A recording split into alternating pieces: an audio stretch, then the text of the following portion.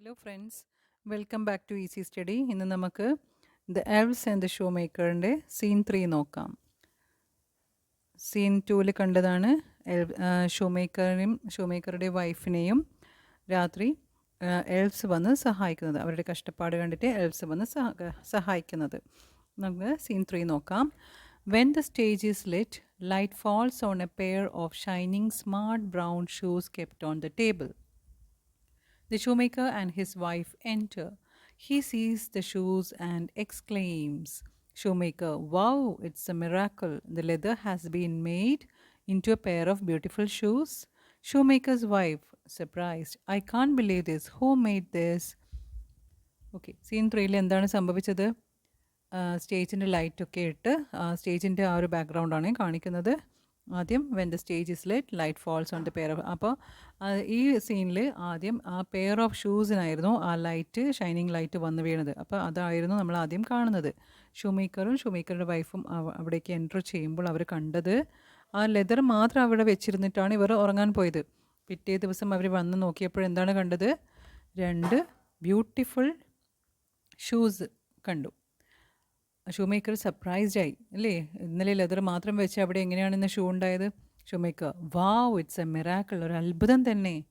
The leather had been made into a pair of beautiful shoes. Leather എങ്ങനെ ഒറ്റ രാത്രി കൊണ്ട് ഇങ്ങനെ ഒരു ബ്യൂട്ടിഫുൾ ഷൂസായി മാറി? ഷൂമേക്കേഴ്സ് വൈഫ് സർപ്രൈസ്, വൈഫും ആകെ അമ്പരന്നു. ഐ കാൺ ബിലീവ് ദിസ്, എനിക്കിത് വിശ്വസിക്കാനേ പറ്റുന്നില്ല.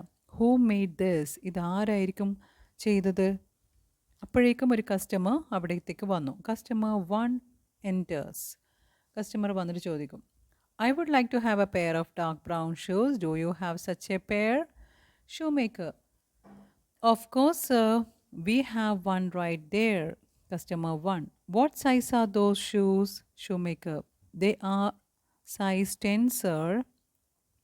അപ്പോഴെന്താണ് അവിടെ സംഭവിച്ചത്? പെട്ടെന്നൊരു കസ്റ്റമർ, ഇവരിങ്ങനെ ആ ഷൂ കണ്ട് അമ്പരന്ന് നിൽക്കുമ്പോൾ തന്നെ ഒരു കസ്റ്റമർ എൻട്രി ചെയ്യും, അവിടത്തേക്ക് വരും.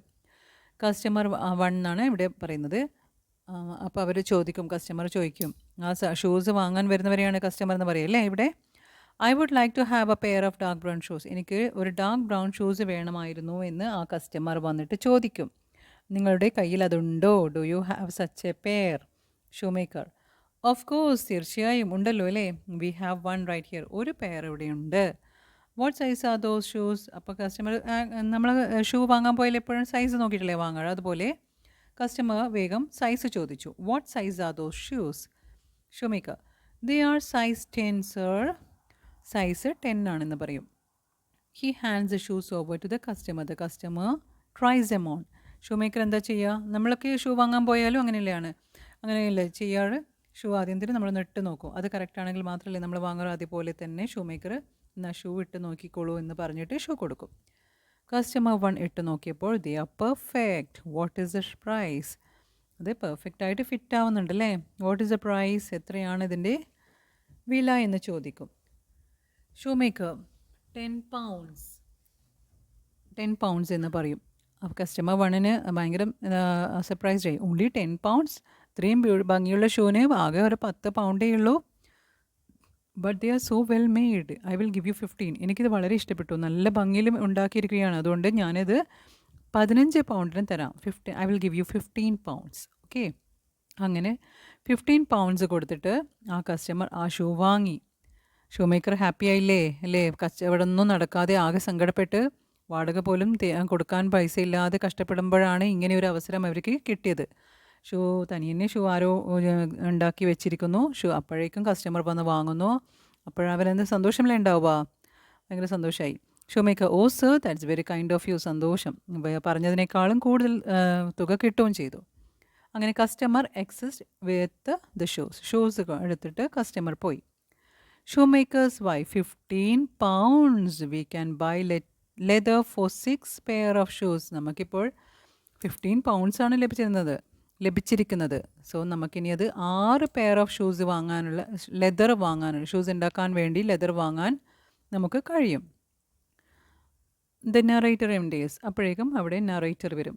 നറേറ്റർ എന്ന് പറയുന്നത് ഈ സ്റ്റോറിയുടെ പശ്ചാത്തലമൊക്കെ വിവരിച്ചു തരുന്ന ആളാണ് നറേറ്റർ. അപ്പോൾ ഇതൊരു സ്റ്റേജ് നാടകമാണെന്ന് മുന്നേ ഞാൻ പറഞ്ഞിരുന്നു. അതുപോലെ ആ നറേറ്റർ അവിടെ വന്നിട്ട് ബാക്കിയുള്ള കാര്യങ്ങൾ പറയുന്നേ. The customer recommended the shoemaker to all his friends. The shoemaker bought more leather. And while they were sleeping that night, the elves came. In the dim blue light enters two elves. They climb on the table and start working. They sing as they work. അപ്പോൾ ഇവിടെ എല്ലാവരും പോയപ്പോഴുള്ള സംഭവം വിവരിക്കുകയാണ് narrator. Customer എന്ത് ചെയ്തു? ഭംഗിയുള്ള shoe കണ്ടിട്ട് എല്ലാവരോടും പറയും. നമ്മളും അങ്ങനെ തന്നെയല്ലേ? ഒരു ഷൂ നല്ലൊരു ഷോപ്പിൽ എന്തെങ്കിലും ഒരു നല്ല സാധനം കണ്ട് വാങ്ങി ഉപയോഗിച്ച് നല്ലതാണെന്ന് അറിഞ്ഞാൽ നമ്മൾ നമ്മുടെ ഫ്രണ്ട്സിന് അത് റെക്കമെൻഡ് ചെയ്യും. ആ ഷോപ്പിൽ നിന്ന് വാങ്ങിക്കോ, നല്ല ഭംഗിയുള്ള ഷൂ ആണ്, നല്ല ലോങ് ലാസ്റ്റിംഗ് ആണെന്നൊക്കെ പറയില്ലേ? അതുപോലെ ഇവിടെയും ഈ വന്ന കസ്റ്റമർ ഷൂസ് ഒരുപാട് പേർക്ക് ആ ഒരു ഷോപ്പ് പറഞ്ഞു കൊടുത്തു. അങ്ങനെ ഷൂ മേക്കർ ഒരുപാട് ലെതർ വാങ്ങി അവിടെ വെച്ചു. അദ്ദേഹം ഉണ്ടാക്കിയില്ല. അവിടെ വെച്ചിട്ട് രാത്രി ഉറങ്ങാൻ പോയപ്പോൾ വീണ്ടും ഇന്നലത്തെ പോലെ എൽവ്സ് വന്നു. അവർ പാടിക്കൊണ്ടു വർക്ക് ചെയ്യാൻ തുടങ്ങി. ആ ഡിം ബ്ലൂ ലൈറ്റിൽ they climb on the table and start working. They sing as a work. അവർ പാടിക്കൊണ്ടുമാണ് വർക്ക് ചെയ്തത് അല്ലേ? അത് നമ്മൾ കണ്ടതായിരുന്നു. എന്തായിരുന്നു ആ പാട്ട്? This is how we make a shoe. Snip snip snip sew. Pull the thread right in and throw. Snip snip snip snip shoe. With a tip tap here and a tip tap there. Here a tap, there a tap, everywhere a tap tap. This is how we make a shoe. Snip snip snip snip sew. ആ പാട്ട് പാടിക്കൊണ്ട് അവർ അതിങ്ങനെ shoe ഇങ്ങനെ make ചെയ്യാൻ തുടങ്ങി. അതോടെ ആ ഒരു curtain അവിടെ വീഴും. ആ ഒരു സീന് അവിടെ അവസാനിക്കും.